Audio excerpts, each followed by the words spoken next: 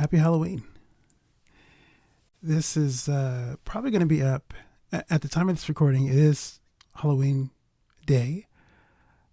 It will probably go up either really late tonight or early tomorrow morning, depending on what's happening. Do have some plans jumping off later today. But in the meantime, I thought there would be a little bit of space to talk movies. But one specific movie, this is a childhood favorite and something that really defined a good section of my time as a kid. Today's movie, Ghostbusters. Let's talk about it.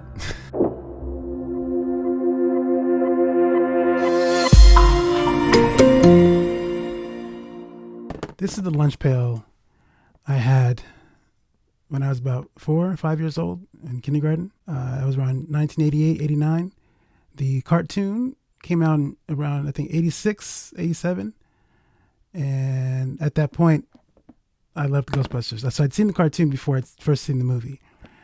This isn't actually the exact one that I had. I mean, this is the version I had when I was a kid, but the actual lunch pail I had has been lost to the ravages of time. But as an adult, I had found it. Someone else had it, and they were selling it, and so I had to get it. Once a Ghostbuster, always a Ghostbuster. Having said that, I think this is going to be less a review and more just my conversation about my love for the film. But I also do want to try to apply some degree of a critical lens to the film, since I never could appreciate certain things from a filmmaking perspective as a kid that I can now. So if for some wild reason you don't know what the Ghostbusters is about, it's about three gentlemen, Peter Venkman, Raymond Stantz, and Egon Spengler, who are all PhDs, psychologists at Columbia University. They lose their positions at the school because they've, there's a lot of money has been funneled into their research and has not yielded any promising results. So they lose their jobs. But in the wake of that, they discover there's a need for a new field called ghost busting. And they're called to a library where they locate a spectral situation, and they are scared away. And that leads them, though, to different steps that result in them becoming blue-collar workers, essentially, kind of like firefighters, where there's a need, and they become a business that can fulfill that need. This is one of the things I couldn't appreciate as a kid, because I was a fan of the cartoon already, and they seem to be always on a call, immediately taking down, catching ghosts, and doing all kinds of cool stuff.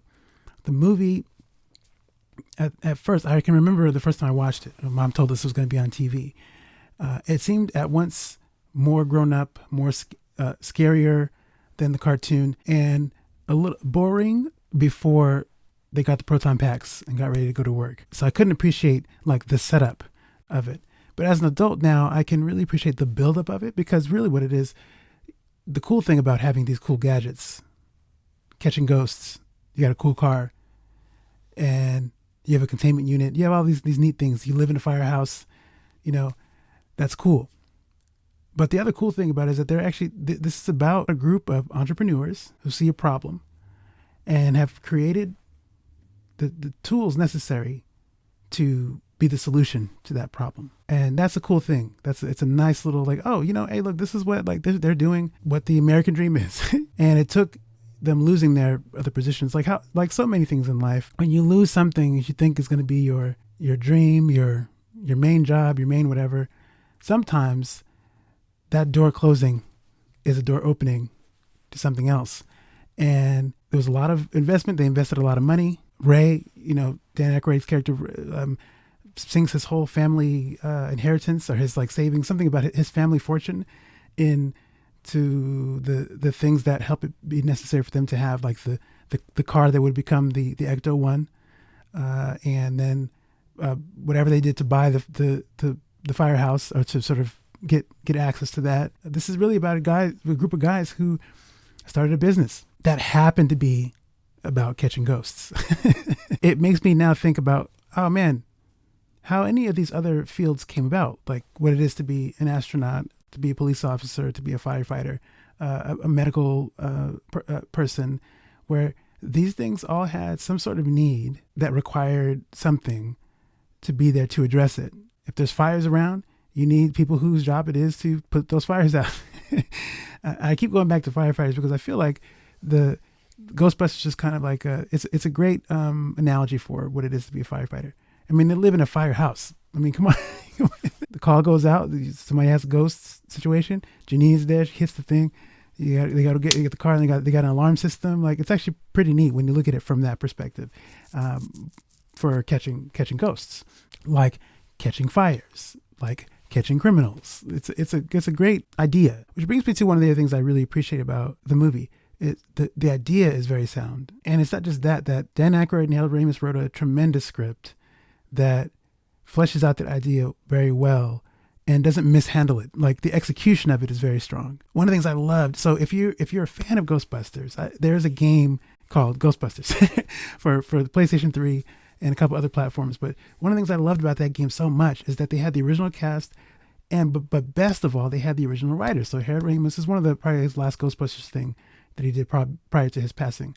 Harold Ramis and Dan Aykroyd wrote the script to this game, and it feels consistent with the movies. And in that game, there's a conversation about drawing out the idea for the devices, such as the proton pack, for instance, and the suit, and certain things that go on the suit. How these were conversations in the crafting of the movie. And as a kid, you don't appreciate that kind of stuff. But I know I can say, just from my experience, when I made this suit and built my proton pack and built the ghost trap, there was a newfound appreciation for the details of the movie that made me love it that much more. They thought about, there's like a tube, you can't see it here, but there's a tube here that astronauts have, like similar to what astronauts have. If we have to go to the bathroom, you just relieve yourself into this tube, and then it does something with your urine. I don't know where it goes, but there's like a pack somewhere it goes. But the Ghostbusters, if you think about like the logic of what it is to chase ghosts, because they're human, you could get scared and lose control of your bodily functions and pee on yourself. But if you're a Ghostbuster and you're in that position, you have something that can catch your urine and funnel it through like a tube system. Just the detail of that, it's a small thing, but it makes a huge difference if you're putting yourself in the mindset of what it is to be a Ghostbuster. And as a viewer watching the movie with that knowledge, it just makes it that much more rich and more lived in. I love that about Ghostbusters, just for that. So details like that are cool in the script, but also, these guys are, comedy legends, Bill Murray and Dan Aykroyd and Harold Ramis, whatever it is. And the writing of the script is so pitch perfect. It's so sharp, where you have things that are funny even in the midst of stuff that's supposed to be scary. As a kid, some of the ghost things were scarier, and still kind of have some. You watch it now, and it still has some feeling of like, whoa, it's kind of, you you take it less seriously because you're a grown up. But the effects, for the most part, hold up. So you have that element, but then the fact that they're able to write comedic situations and jokes in the midst of that stuff makes it not only more palatable, easily digestible, but it's just good. It's just darn good writing. It's good comedy and great line delivery. Like, Bill Murray is, the king of that stuff. Like how he delivers lines. Excellent. And for the most part, the chemistry of the team is great. I have to mention Ernie Hudson. For his inclusion in the film he grounds everything. For as much as Ray Stantz is the heart of the Ghostbusters, and he might very well be, I don't know, I think that's really Winston. You can make a case for Winston being the soul of the Ghostbusters, but then I think that's too on the nose. Winston is the most grounded person of the group. He makes everything from the layman's perspective, who is coming into this world of paranormal activity and the science, technical jargon of stuff.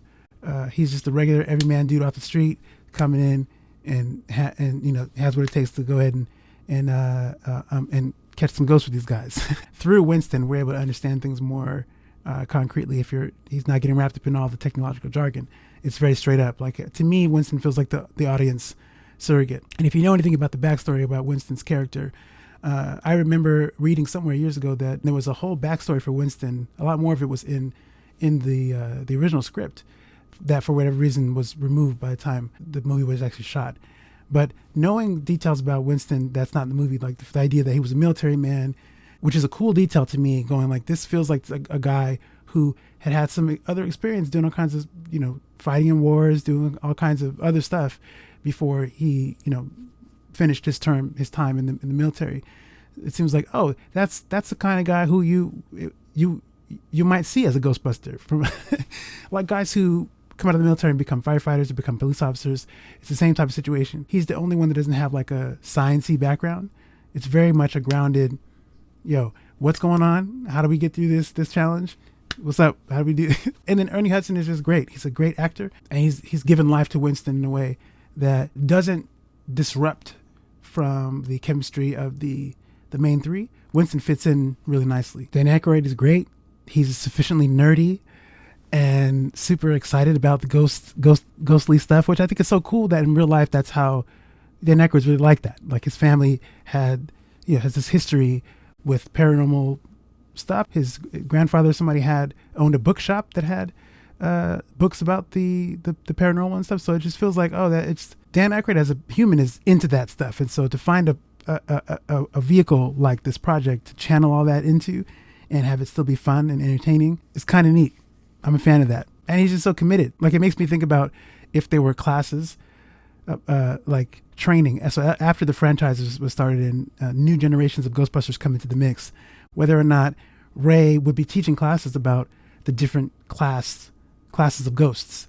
Like, this is a class 1, blah, blah, blah. This is an ecto, blah, whatever the things are. Like, he'd be a perfect professor for someone teaching new Ghostbusters to coming into the field, how to do that job. I think that's a great, they should do that. I think that's one of the things I would love to see a story that shows Raymond Stantz, Professor Stantz, teaching somebody about the different types of ghosts out there. Harold Ramis is great. He's very straightforward. It's just like, it's one of the things that makes me sad about Ghostbusters now when I think about it, is because, to me, there's so much a part of my childhood. You become accustomed really to these people, these characters. I mentioned this before in another Ghostbusters conversation about Harold Ramis and how the new movies, which I still haven't seen, they feel like the last new movie I saw was Ghostbusters 2016, the 2016 version, where a bust of him is featured in that movie, and that was kind of nice. That was a nice little nod to him.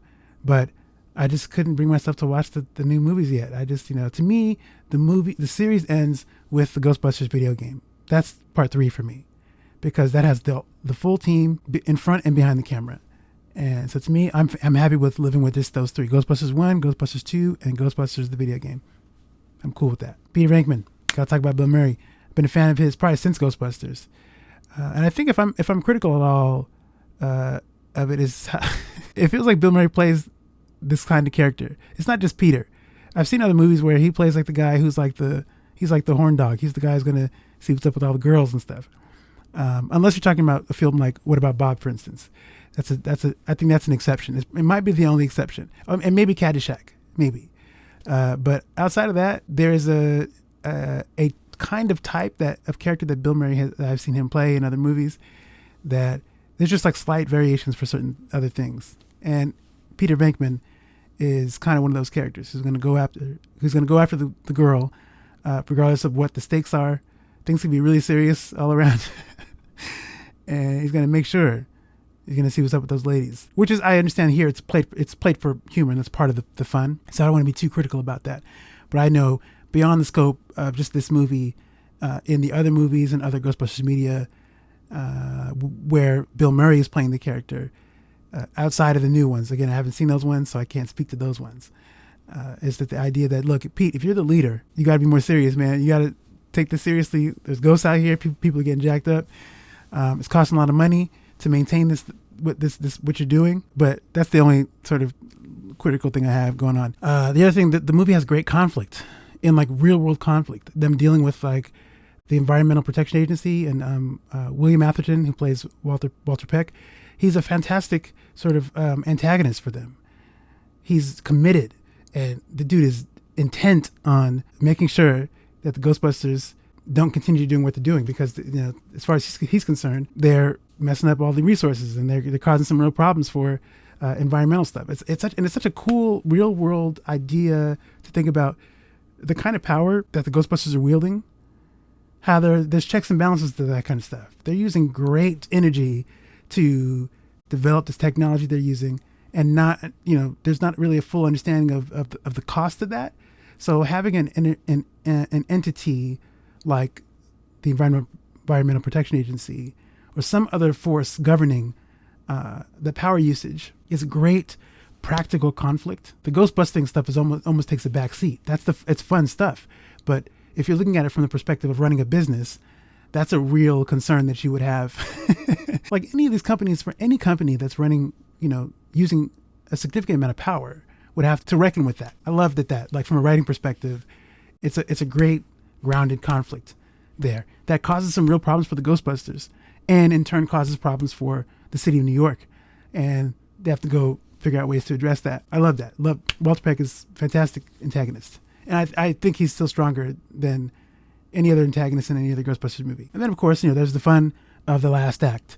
I think Sigourney Weaver, who I had a huge crush on during that time, she has a great character arc from a woman who's, afraid about the ghosts, who gets embroiled into this conflict that actually is much older than her. When you talk about Zool and then who she ends up becoming in the latter half of the movie, she plays a range of different character beats from Dana to when she's possessed a couple different times, and it's really cool to see. You get to see, and she's quite compelling, and there's some spiciness there, and it's kind of like, shoot, like that's.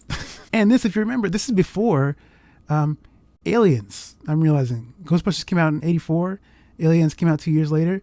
So it's like there's something cool about the knowledge of that, like as a stepping stone between the original Alien and then Aliens.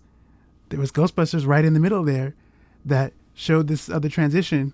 I like the idea of that, those stepping stones. And then Mr. Stay Puft. I had a Stay Puft Marshmallow Man that was like almost like a rubber ducky type material. And I think I would take it in the bathtub sometimes and squeeze it had like a hole at the bottom. You can squeeze the air and stuff out. So yeah, we were massive Ghostbusters nuts. We had proton packs. We had the firehouse, a lot of the toys from both movies, cartoon stuff. We had both Ectos, Ecto 1 and 1A. We had Janine had a car in the cartoon. We had a Janine car. We had a ton of Ghostbusters things, among other toys. But needless to say, Ghostbusters was a major situation in my life, and remains that. I mean, look, I had to, as an adult, this fulfills like a childhood fantasy where I love that this costume is here, that I have the suit that I made with all the different things on it, proton pack that actually needs repairs now. I need to fix my proton pack and my ghost trap now, because I made it all out of cardboard and stuff. So anyway, Ghostbusters is a classic. If you haven't watched it in a while, put it on because it's fun. I might mess around and watch it again before. Yeah, that's going to do it. Really, this is a fun classic movie, well written, great. It's a great comedy. It's got some good ghostly elements in it, and great music. The theme song is hands down one of the best theme songs ever for any property anywhere. It's in the top 5 for sure. Thank you for taking the time to hang out. I'm getting out of here. Happy Halloween. Be safe and don't eat too much candy. I had a teacher who used to say don't drink too much Coke, but I'm going to say don't eat too much candy. Take it easy, and I'm going to go enjoy Halloween a little bit, and I will see you in the next video.